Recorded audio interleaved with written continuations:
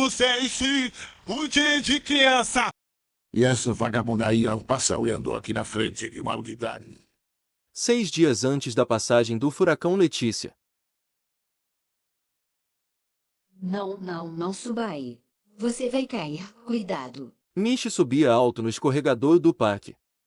Fincava os pés com força no piso gelado de metal e subia onde a maioria das crianças da idade dele escorregava.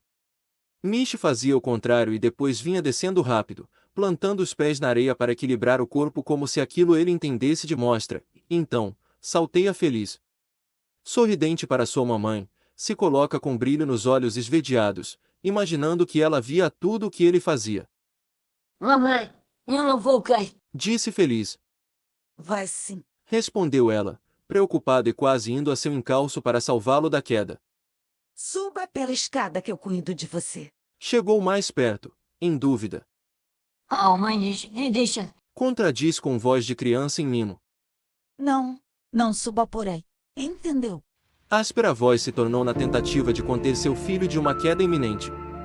Vamos para casa. Disse sem tensão na voz, já que nada aconteceu de ruim. Agora! Ordenou, apenas. Místida com os ombros desaprovando o questionamento da mãe, que fechava seu computador portátil, do tamanho de um caderno universitário, sem muito entender, retirando-o do banco da praça e o guardando em uma sacola de pano em meio aos muitos brinquedos de criança. Era uma segunda-feira, alguns dias antes do Letícia passar destruindo quase toda a cidade. As ruas estavam movimentadas e muitos garis com vestimenta cor de laranja limpavam tudo.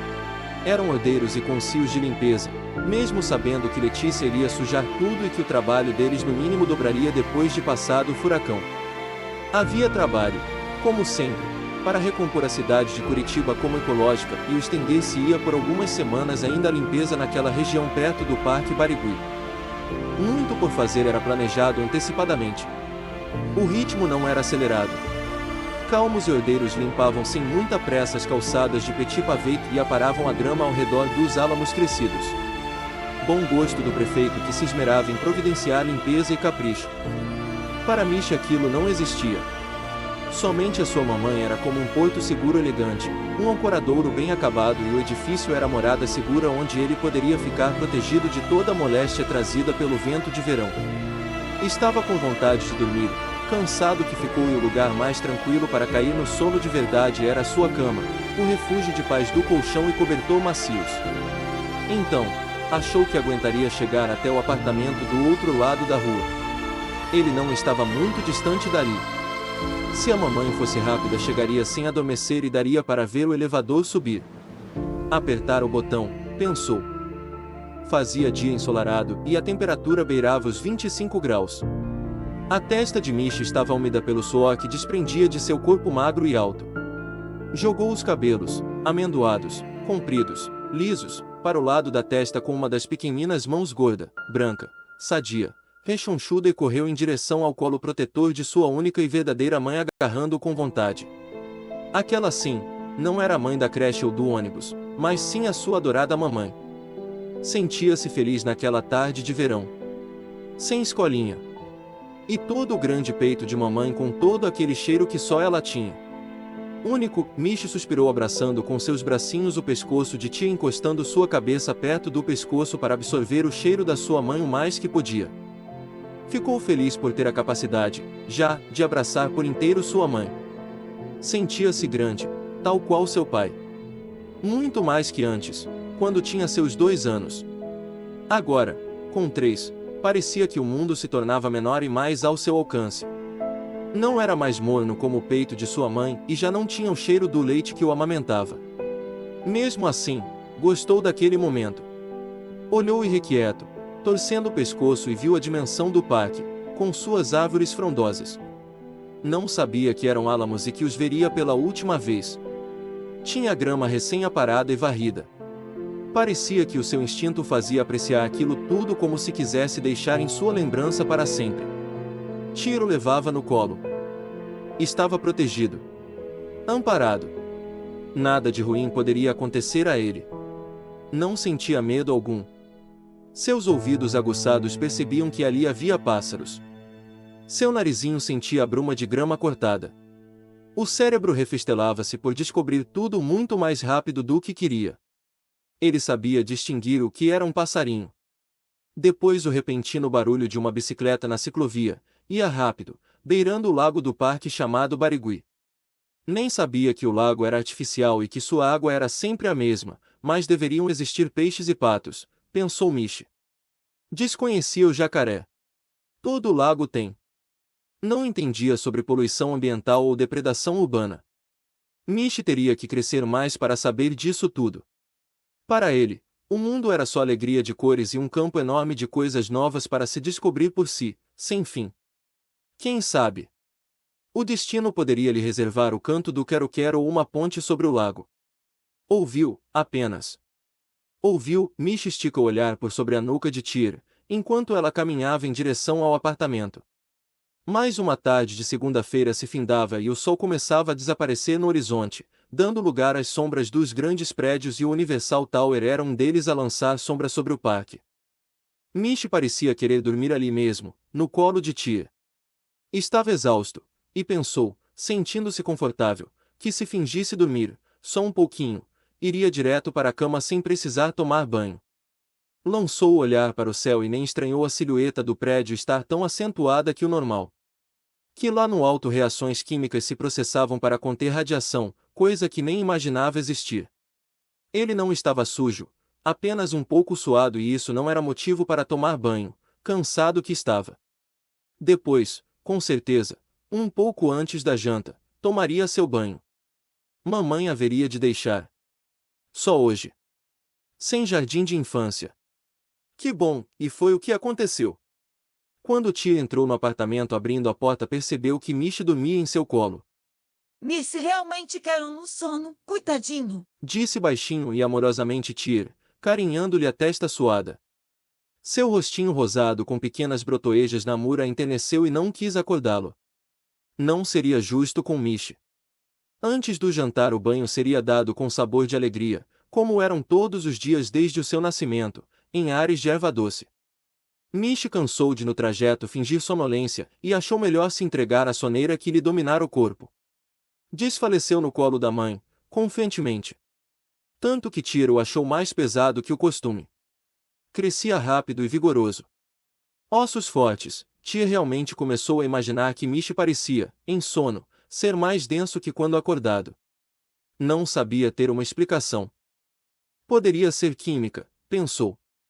Talvez um fator psicológico, também, fosse o que dominasse o pensamento para ela. Colocou Miche em sua cama e não o cobriu com nada devido ao calor que reinava no ambiente. E ele deitado tinha os joelhos para fora da bermuda e seus delicados pezinhos de cuidados dedinhos de unhas bem aparadas descansavam no lençol azul macio e com cheiro de limpo, sem as sandálias de couro azuis. Sua tez não mais respingava de suor, mas parecia ter reconhecido o verdadeiro refúgio para se recompor em energia, sentindo o amaciante de que gostava. A pele clara levemente avermelhada por ter tomado sol fazia parecer a um anjo inocentemente dormindo. Deveria estar sonhando. Quem sabe? Parecia que seu cérebro tinha adivinhado que estaria protegido em seu berço refúgio.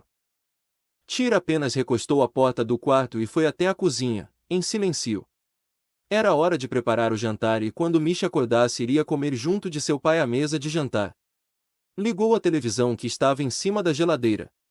Foi expedida prisão perpétua para Sabine H., que é acusada de ter assassinado 8 de seus filhos recém-nascidos. Ela, inacreditavelmente, ocultou os corpos em vasos de flores. A promotora alegou na audiência que ela, com 13 filhos, assassinou 8 em série por motivos torpes. A defesa, de fingidas virtudes, pediu 3 anos de prisão por homicídio para Sabine H. Dizia o repórter na TV. Tyr mudou de canal para assistir sua novela preferida, ao mesmo tempo em que abria a geladeira para pegar a carne a ser preparada, e o celular tocou no som característico, avisando-a que era conhecida a pessoa que ligava.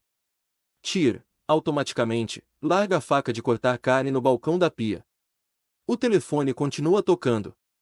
Limpa as mãos num pano de prato. Havia sangue nas mãos. Rapidamente o atende, sem antes ver o dígito. Era sua vizinha. Olá, som. Dando uma pausa, como não encontrou resposta, continuou. Tudo bem, eu vou já pra aí. Nova pausa e escuta apenas um soluçar do outro lado. Preocupou-se, tia começa a ficar em pânico. Sônia era de falar muito e naquele momento estava muda, apenas a soluçar, tentando chamá-la. Tia achou que aconteceu alguma coisa com sua amiga. Nem desconfiava do que poderia ter sido. Talvez ela tenha batido o carro ou algo parecido. Mas, pela situação, Tia pressentiu algo doloroso do outro lado da linha, com sua amiga. Imediatamente começa a raciocinar e a passar firmeza na voz. Calma, Sonny. Vou para o mais rápido possível. Antes de largar o telefone sobre a mesa, Tia sentiu que dele vinha um gemido de dor angustiante. Não quis mais ouvir o que vinha do outro lado da linha.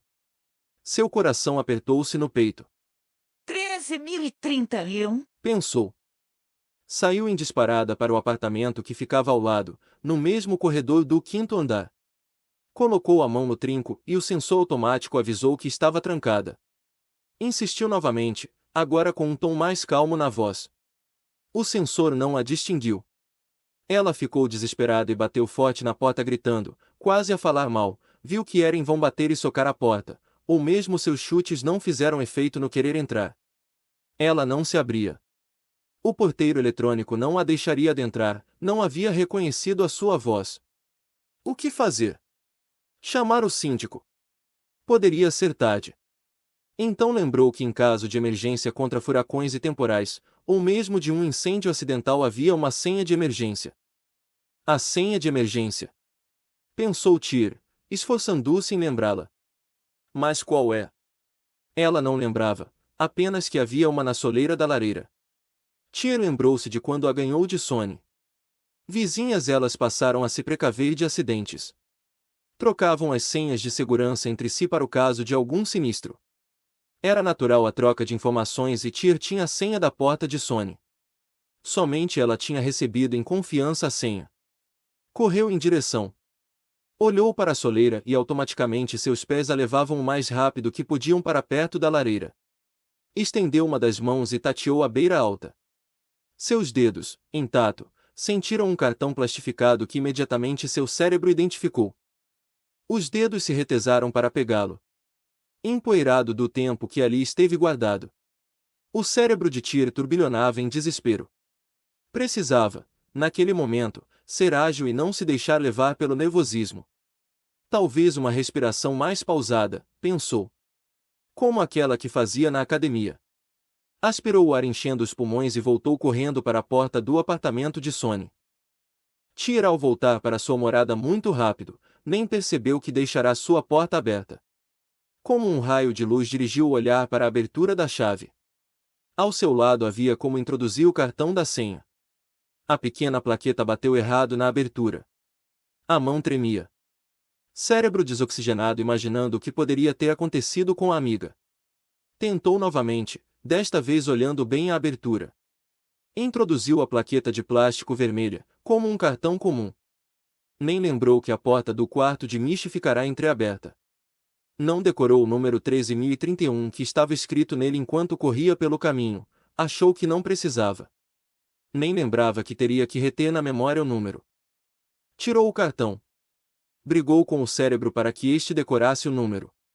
Aprendeu de cor o número em segundos. Tornou a enfiar o cartão vermelho na abertura da trava. Tremia. Seu coração começou a apertar, precisava ser mais rápida. Mas como? Aflita que ficava. A porta de seu apartamento fechou-se sozinha, a aflição começou a dominar seu cérebro e o coração na procura por sangue venoso a obrigou a respirar fundo. Aspirou, novamente, fundo, na esperança de oxigená-lo, de novo, lembrando-se do exercício e... Ui, meu Deus! Sua voz saiu meio rouca de aflição. O identificador em sua voz sintética imediatamente ressoou alto e friamente. A porta se abriu como se nem estivesse trancada. Tia quer fazer o corpo passar na frente de sua visão, mas não consegue. O corpo congela diante do olhar que lhe é criado no cérebro.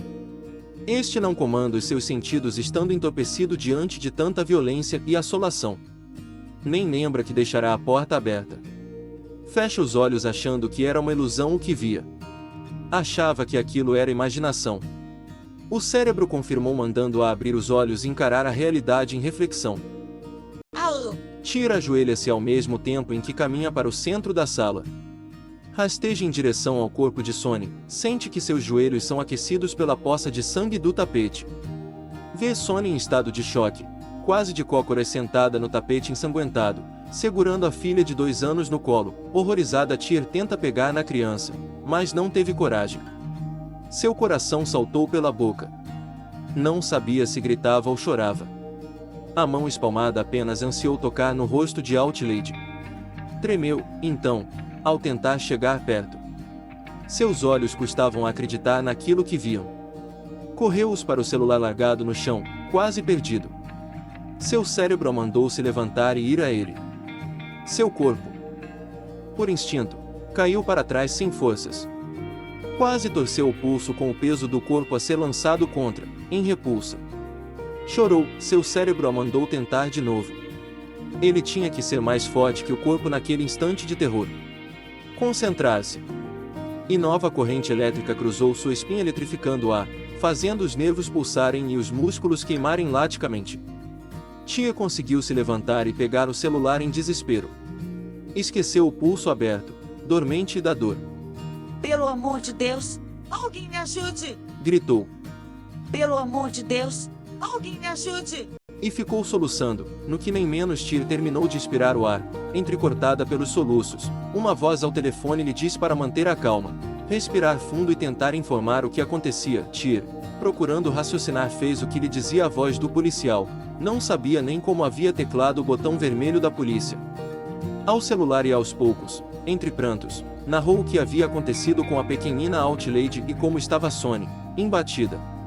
Só então foi que sentiu o ressecar do sangue na pele e o cheiro de morte. O policial disse para ela não sair do ambiente em que estava e que deveria aguardar a chegada da polícia. Estariam em 2 minutos no local. Por sorte, uma viatura estava nas proximidades do lugar e imediatamente ligou a sirena, chispando pela via rápida. Outlady tinha no pescoço a fronha branca do travesseiro do berço em que dormia, apertada ao redor de tal forma que ela morreu estrangulada. Tinha os olhos fechados e suas mãozinhas pendiam com o peito arcado pelo braço de Sonny. A mãe apenas a segurava. Sonny não tinha pensamentos de questionamento, apenas largou-se no chão da sala em estado de choque. Inerte. Em transe. Seu cérebro não acreditava. O raciocínio não vinha. Os sensores foram congelados pela falta de eletricidade química. Forma de poupar um dano maior. Uma loucura inexplicável. Out. Pronunciava a voz o nome da filha, entre soluços enfraquecidos, que queria fazê-la morrer também. Outro punhal de pedras vermelhas estava no pequenino peito entreaberto em forma de cruz.